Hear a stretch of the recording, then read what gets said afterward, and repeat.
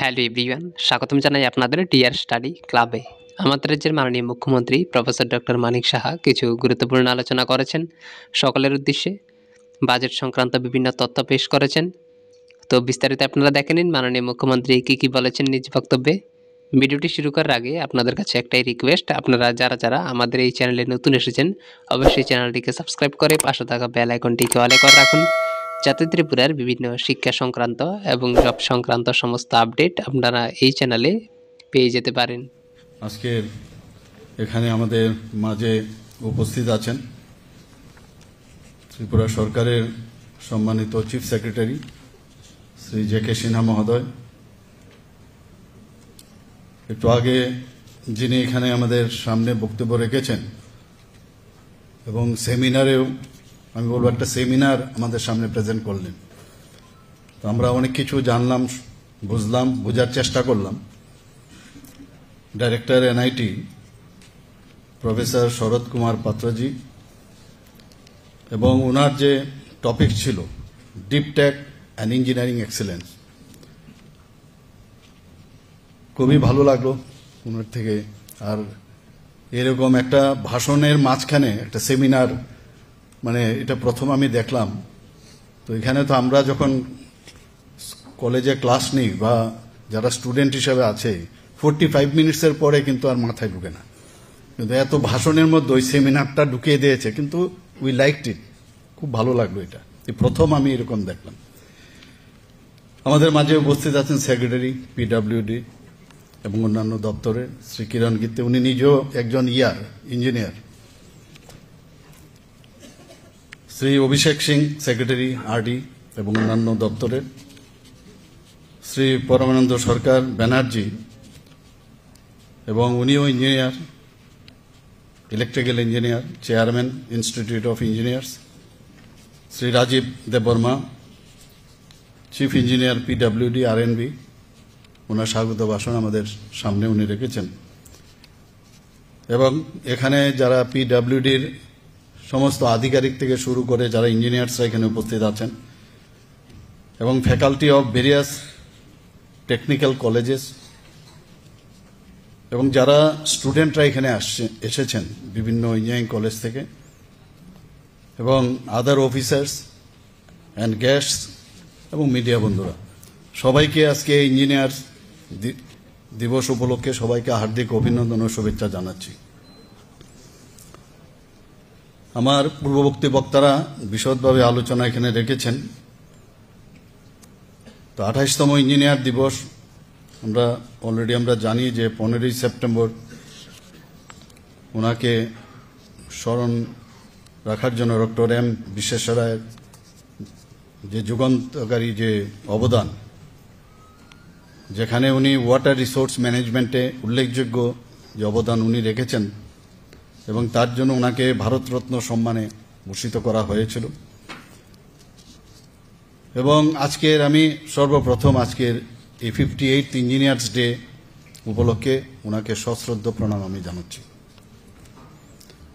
আমাদের ত্রিপুরাতে যে বিভিন্ন যে ইঞ্জিনিয়ারিং ইনস্টিটিউট আছে, সবাই এ বিষয়ে আপনারা জানেন যে Tripura institute of technology, polytechnic institute আছে 6টা আমাদের এখানে, national institute of technology, Indian institute of information technology IIIT, তাছাড়া ইকফাই ইউনিভার্সিটি থেকেও ওনারা এখন বিভিন্ন ইঞ্জিনিয়ারিং ডিগ্রি দিচ্ছেন, ডিপ্লোমা দিচ্ছেন, টেকনো ইন্ডিয়া, ধর্মা দীপা বুদ্ধিস্ট ইউনিভার্সিটি, এরকম অনেকগুলো ইনস্টিটিউট। কারণ আমাদের কাছে আমরা যা বুঝি যে কোনো স্টেটকে যদি করতে হয়, রাজ্যকে যদি ডেভেলপ করতে হয়, দেশকে যদি ডেভেলপ করতে হয়, ইঞ্জিনিয়ারদের বিরাট অবদান, এবং ওনাদের ছাড়া কোনো অবস্থায় আমরা সামনের দিকে এগোতে পারবো না। They are the cream layer of the society. কাজেই ওই জায়গার মধ্যে আমাদের ইঞ্জিনিয়ার্স, আগে তো আমাদের এখানে ইঞ্জিনিয়ারিং কলেজ একটাই ছিল, পলিটেকনিক কলেজ ছিল, পরবর্তী সময় একটা ইঞ্জিনিয়ারিং কলেজ হয়। এখন এতগুলো ইঞ্জিনিয়ারিং কলেজ এখানে হয়েছে এবং প্রয়োজনের সাথে তাল মিলিয়ে কিন্তু এটা খুবই প্রয়োজন।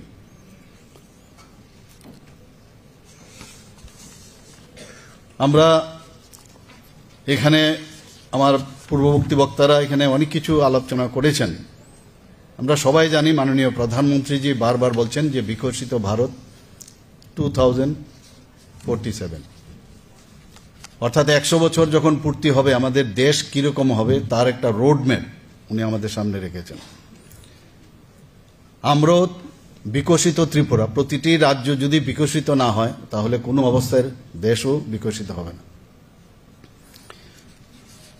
তো আমরাও কিন্তু ত্রিপুরা, যে বিকশিত ত্রিপুরা 2047 আমাদেরও রোড ম্যাপ কি হবে সেই বিষয়ে কিন্তু আমরা অলরেডি সেটাও আমরা ইনোগ্রেশন করেছি, এবং সমস্ত যে রাজ্যগুলো আছে ভারতবর্ষের তার মধ্যে আমরা কিন্তু 5th স্টেট যারা বিকশিত ত্রিপুরা স্টেট হিসাবে আমরা কিন্তু সেই স্থানটা আমরা দখল করেছি এই বিষয়টা ইনোগ্রেট করার ক্ষেত্রে। এখানে আমাদের চিফ সেক্রেটারি মহোদয় বলেছেন যে ইনফ্রাস্ট্রাকচার যদি আমরা ডেভেলপ না করি তাহলে কিন্তু রাজ্য ডেভেলপ হবে না, এবং মাননীয় প্রধানমন্ত্রীজিও ইনফ্রাস্ট্রাকচারের উপর খুব জোর দিয়েছেন। এখানে যারা উপস্থিত আছেন সবাই অলরেডি জানেন যে আমাদের গত বছরের যে বাজেট ছিল, গত বছরের আগের বছর, সেখানে আমাদের বাজেট ছিল প্রায় 37,000 কোটি টাকা, 27 করোড়, 27,000 করোড়। সেই জায়গায় এইবার আমরা এটাকে 34,000 করোড় করেছি, অর্থাৎ 4,000 কোটি টাকা আমরা কিন্তু সেটাকে বাড়িয়েছি, এবং ইনফ্রাস্ট্রাকচারে প্রায় 7,000 কোটি টাকার মতো আমরা এখানে রেখেছি। কাজে এটাকে আমরা খুব গুরুত্ব দেই বলে যে ইনফ্রাস্ট্রাকচার যদি ডেভেলপ না হয় কোনো অবস্থায় অন্য কিছু করা যাবে না। আমরা জানি যে ইনফ্রাস্ট্রাকচার ডেভেলপ করতে গেলে ইঞ্জিনিয়ারদের প্রয়োজন, আদারওয়াইজ ভেরি ডিফিকাল্ট। তো আমাদের জন্য ইঞ্জিনিয়ার্স একটা ক্রুশিয়াল রোল, এই যে to shape the society, to shape the world, ইঞ্জিনিয়ার্সের গুরুত্ব খুবই ইম্পর্টেন্ট। ডিজাইনই হোক, ডিজাইনের বিল্ডিংয়ের ডিজাইনই হোক, ব্রিজেরই হোক বা রাস্তাঘাটের সমস্ত জায়গায় যখনই কোনো একটা ইনফ্রাস্ট্রাকচার ডেভেলপ করতে হবে ইঞ্জিনিয়ারদের প্রয়োজন। এবং সেই জায়গার মধ্যে আমরা মাঝে মাঝে দেখি বিভিন্ন জায়গায় যখন ইঞ্জিনিয়াররা যদি প্রপারলি যদি সাইডে না যান, একটা প্রজেক্ট তো হলো, সেখানে প্রায় সাইডে যদি যান তাহলে যে সেটাকে কাজের বেলায় যদি ত্বরান্বিত করতে হয়, স্পিডি যদি ডেলিভারি দিতে হয়, ইঞ্জিনিয়ারদের সাইডেও কিন্তু যেতে হবে। আমরা করলাম ঘরে বসে ডিজাইন ইত্যাদি করলাম, কারণ আমরা মাঝে মাঝে দেখি যে যদি এই ডিজাইন বা যখন ডিপিআর তৈরি হয় এর মধ্যে একটু খামতি হলে কিন্তু বিপদ। সেই জায়গার মধ্যে আমি যারা এখানে ইঞ্জিনিয়ার বন্ধুরা আছেন তাদেরকে বলবো যে আরও বেশি যাতে প্রেসিশন বিষয়টা আসে সেদিকে আপনারা নজর রাখবেন। এবং আমি জানি যে ইঞ্জিনিয়ারদের একটু আগে এখানে বলা হয়েছিল যে এখন তো আর সেই মানে ইলেকট্রিক্যাল ইঞ্জিনিয়ার বা সিভিল ইঞ্জিনিয়ার বা কেমিক্যাল ইঞ্জিনিয়ার সেই জায়গায় এখনই নেই। এখন ইঞ্জিনিয়ার অনেক, মানে স্কাই ইজ দ্য লিমিট। আজকে ড্রোন টেকনোলজির কথা যদি আমরা বলি, এবারের যে অপারেশন সিন্দুর আমরা দেখতে পেয়েছি মাননীয় প্রধানমন্ত্রীজির নেতৃত্বে আমাদের যে সৈন্য বাহিনী তারা কিভাবে পাকিস্তানকে, তারা এই ড্রোনকে সামনে রেখে, এই টেকনোলজিকে সামনে রেখে কিভাবে ওখানে প্রায় 11টার মতো যে টেররিস্টদের ঘাঁটি মাত্র 24 মিনিটের মধ্যে ধ্বংস করে দিয়েছে। কাজে টেকনোলজি আজকে কোন জায়গায় গেছে, এখানে তো ইঞ্জিনিয়ারদের ভূমিকা কোন জায়গায় গেছে। আমাদের আগে কাগজপত্র নিয়ে আমরা যে ক্যাবিনেটে আমরা যেতাম, এখন আর ক্যাবিনেটে কিন্তু কাগজপত্র আমাদের মিনিস্টার মহোদয় কেউ আর এখন যান না। টেকনোলজিকে ব্যবহার করে, ইঞ্জিনিয়ারিং যে তাদের যে টেকনিক সেটাকে ব্যবহার করে আমাদের ক্যাবিনেট থেকে শুরু করে আমাদের বিভিন্ন ডিপার্টমেন্ট থেকে শুরু করে ডিস্ট্রিক্ট এবং ত্রিস্তরীয় পঞ্চায়েত, সাব ডিভিশন লেভেল তো আছেই, ডিস্ট্রিক্ট, সাব ডিভিশন এবং ত্রিস্তরীয় পঞ্চায়েতে ত্রিপুরাই একমাত্র রাজ্য যেখানে ত্রিস্তরীয় পঞ্চায়েত পর্যন্ত আমাদের এই টেকনোলজিগুলি অফিস হয়েছে। সেটা আর কোনো রাজ্যে কিন্তু সেটা হয়নি, সাব ডিভিশন লেভেলে হয়েছে। তো আমাদের ত্রিপুরাতে কিন্তু অনেক কাজ হচ্ছে। ইঞ্জিনিয়ারিং যে ব্যবস্থাপনা, ইঞ্জিনিয়ারিং এর যে আর্ট, সেটাকে ব্যবহার করে আমাদের এখানে অনেক কাজ করছে। এখানে আমি বলবো এখানে যে এখন একটু আগে যিনি সেমিনার দিয়েছেন যে সত্যি আমি এখানে digital initiative, start up India এবং মেক ইন ইন্ডিয়া এই বিষয়গুলো এখানে বলেছেন। আমাদের সেক্রেটারি মহোদয় অলরেডি বলেছেন যে স্টার্ট আপ ইন্ডিয়া সেটাকে কাজে লাগিয়ে যারা ইয়াং জেনারেশন আছে, আমাদের ইয়াং লিডার্স, তাদেরকে কিভাবে সুবিধা দেওয়া, তাদের প্ল্যাটফর্ম দেওয়া, সেটা কিন্তু আমাদের মাননীয় প্রধানমন্ত্রীজি দিচ্ছেন, আমাদের সরকারও সেই ব্যবস্থা আমরা করছেন। প্রায় আমার কাছে যে ডাটা আছে যে আমাদের এখানে এন্টারপ্রেনার এমএসএমইর মধ্যে প্রায় 2.1 লাখ এন্টারপ্রেনার অলরেডি আমাদের ত্রিপুরাতে শুরু করে দিয়েছে এখন মাইক্রোতে। আমরা চাই যে অন্যান্য যেসব আমাদের এমএসএমইর মধ্যে বড় যেসব ডিপার্টমেন্টগুলো আছে সেখানেও মানুষ আসুক, বাইরের থেকে এখন আসছে এখানে, আমরা সেই কাজটা এখন করছি। আপনারা শুনে নিশ্চয়ই খুশি হবেন যে ত্রিপুরাতে এখানে এয়ারটেলের যে ডাটা সেন্টার এখানে হচ্ছে এখানে, এবং তার জন্য আমরা জমিও দিয়ে দিয়েছি, মৌ হয়েছে। এবং আমার কাছে যা খবর আছে ইস্টার্ন জোনের মধ্যে এয়ারটেল প্রথম ডাটা সেন্টার এই ত্রিপুরাতে করছে। এখানে ইলেকট্রিক ভেহিকেল সম্পর্কে বলা হয়েছে, এখন অটোমোবাইলে যদি বলি ইঞ্জিনিয়ারিং চলে আসছে এখন। আজকে ড্রোনের মাধ্যমে এগ্রিকালচারের সমস্ত যেসব স্প্রে থেকে আরম্ভ করে ইনসেক্ট যাতে আগের থেকেই যাতে এগ্রিকালচারে কোনো সমস্যা না হয় তার জন্য ব্যবহার করা হয়। আজকে ড্রোনকে ব্যবহার করে আমরা হেলথ সেক্টরে আমরা কাজ করতে পারি, এআইকে ব্যবহার করে হেলথ সেক্টরে আমরা কাজ করতে পারি বিভিন্ন জায়গায়। এখন sky is the limit. Engineering ক্ষেত্রে এমন জায়গায় গেছে, আমি বসে বসে এখানে শুনছিলাম as if I am also student of engineering now. তো খুব ভালো লাগছিল শুনে, এবং কোনো রকম আমার সমস্যা হচ্ছিল না যে না আরো বিরক্ত লাগছে, এরকম না। এত সব ইনোভেটিভ বিষয় এখানে আজকে আমরা সবাই মিলে শুনলাম এবং জানলাম। সত্যি আমরা মনে করি যে ত্রিপুরা যেভাবে সামনের দিকে যাওয়া দরকার সেভাবে এগোচ্ছে। আমাদের মাননীয় প্রধানমন্ত্রীজির টার্গেট হচ্ছে যে বিকশিত ভারত 2047-এ 30+ ট্রিলিয়ন যে মার্কিন ডলার সেই জায়গায় যাওয়া। অলরেডি 11তম পজিশনে ছিল, সেই জায়গায় আমরা এখন 4th পজিশনে চলে এসেছি। এবং আমি গতকালই আমি ফ্লাইটে আমি আসছিলাম, বিকশিত ভারত 2047-এর উপরে একজনের বইয়ের আমি পড়ছিলাম। সেখানে এরকম না কথায় কথায় নয়, সেখানে একদম ক্লিয়ার কাট বলছে, ম্যাথামেটিক্স ব্যবহার করে ক্যালকুলেট করে বলছে যে এটা সম্ভব এবং বাস্তব। শুধু তাই নয়, এমন একটা সময় আসছে 2047 না 2050-তে এমন একটা অবস্থা হবে যে হয়তোবা তারও বেশি, যে ভারতবর্ষের যে 50 ট্রিলিয়ন ডলার সেটাও পার হয়ে যেতে পারে। ত্রিপুরাও তো আমরা সেভাবে আমরা চেষ্টা করছি, কারণ আমরা we should also be the part of this hand over. তো আমরা সেইভাবে আমরা কাজ করছি এবং সেটা সম্ভব হবে এখানে আজকের দিনে। কিন্তু we should take the pledge. আজকে ওনার যে আজকে প্রফেসর বিশ্বেশ্বরজির যে আজকে আমরা দিবস পালন করছি, সেই দিবস উপলক্ষে আমাদের প্রতিজ্ঞা করা উচিত যে আমরা ত্রিপুরাকে সামনের দিকে এগিয়ে নিয়ে যাব। ভারতবর্ষে ইঞ্জিনিয়ারদের অনেক অবদান এবং এমন সব এখন কৃতিত্ব অর্জন করেছে যে একটা চাকা খালি ছিল, সেই চাকার থেকে একটা হুইল থেকে আজকে একটু আগে বলা হয়েছে, আমার পূর্ববর্তী বক্তা বলেছেন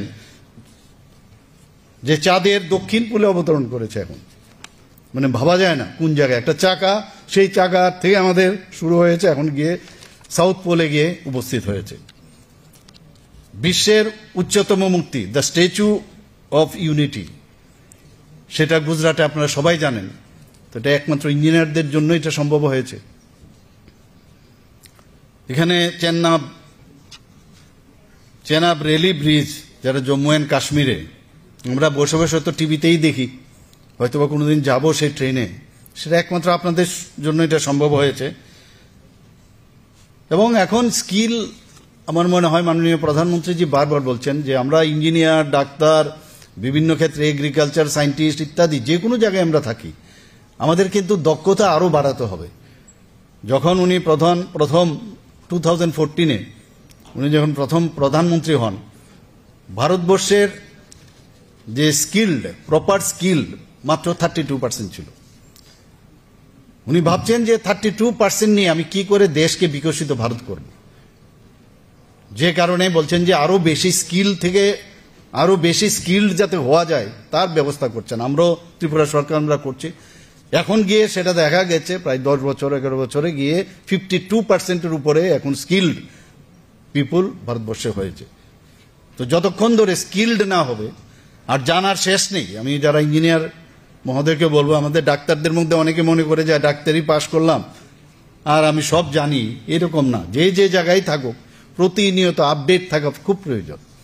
আপনাদের মধ্যে যত আপডেট থাকবে, আপনাদের উপর নিজেদের তো কনফিডেন্স থাকবে, সাধারণ মানুষেরও কনফিডেন্স কিন্তু আপনাদের উপর বাড়বে। এখন এআই এর যুগ, আপনারা ইচ্ছা করলে ঘরে বসেও কিন্তু তার মাধ্যমে নিজেদেরও কিন্তু ডেভেলপ করতে পারেন।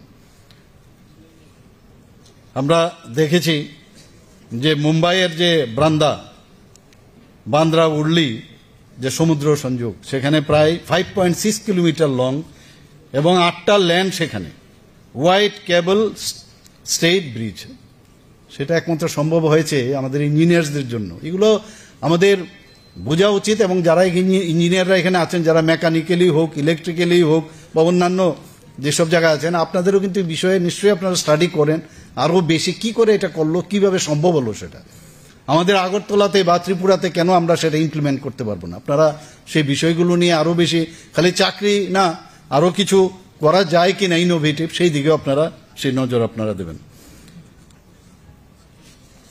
এখন আজকে যদি আমরা দেখি ত্রিপুরাতে, আমরা বিকে রোডে প্লাস্টিক ব্যবহার করে আমরা রোড আমরা ব্যবহার করছি। এতে করে দেখা গেছে যে যিনি এটা আবিষ্কার করেছেন, যে প্লাস্টিক ওয়েস্ট, সেই প্লাস্টিক ওয়েস্টকে যদি ব্যবহার করা যায়, সেখানে বিটুমিনের প্রায় 10% সেটাকে আমরা সেভ করতে পারি। ওনার নাম হচ্ছে Raja Gopalan Vasudevan, a professor of chemistry. তো এখানে আমাদের যারা ইঞ্জিনিয়ারিং কলেজে যারা আছেন, আমার মনে হয় আপনারাও ইচ্ছা করলে, চেষ্টা করলে, আপনারাও এই ধরনের ইনোভেটিভ কিছু রিসার্চ করে আপনারাও সেই কাজটা আপনারা করতে পারেন। এবং এই যে প্লাস্টিক ইউজ করে, বিটুমিন কম করে, এবং এই যে ওয়েস্ট ব্যবহার করার সুবাদে এটা কিন্তু অনেক বেশি লোড বিয়ারিং রোড হিসাবে সেটাকে আমরা দেখতে পাচ্ছি, রিসার্চও আছে, এবং পিথল যেগুলো হয় সেগুলোও কিন্তু কম হয়। তো আমরা কথা হচ্ছিল সেক্রেটারি মহোদয়ের সাথে বারংবার অনেকবার কথা হয়েছে যে এই ধরনের যদি আমরা অন্যান্য রাস্তাগুলো, কারণ আমাদের এখানে ত্রিপুরাতে এখন ন্যাশনাল হাইওয়ে 6টা হয়েছে, আরও ন্যাশনাল হাইওয়ে আসছে এখানে, আরও আমাদের 4 লেনের রাস্তা হচ্ছে এখানে। এবং একটু আগে আমরা এই বিষয়গুলো নিয়ে আমাদের চিফ সেক্রেটারি মহোদয় বলেছেন যে আগরতলাতে বিশেষ করে আজকে যেভাবে রাস্তা, এখানে যে বিল্ডিং হচ্ছে, সেই বিল্ডিংগুলো এখন কিন্তু দেখা যাচ্ছে, যেভাবে 16 তলা বিল্ডিং সেটা হচ্ছে 14+G+B। তো এটা ক্যালিফোর্নিয়ার টেকনোলজি ব্যবহার হচ্ছে এখানে। এবং আমার কাছে যা রিপোর্ট আছে, প্রায় 8.5 যে রিক্টার স্কেল, যখন ভূমিকম্প হবে সেটা বর্ষমিতে কয়েক জায়গার মধ্যে 1-2 জায়গায় হয়তো বা হয়েছে, কিন্তু আমাদের ত্রিপুরাতে সেটা হয়েছে।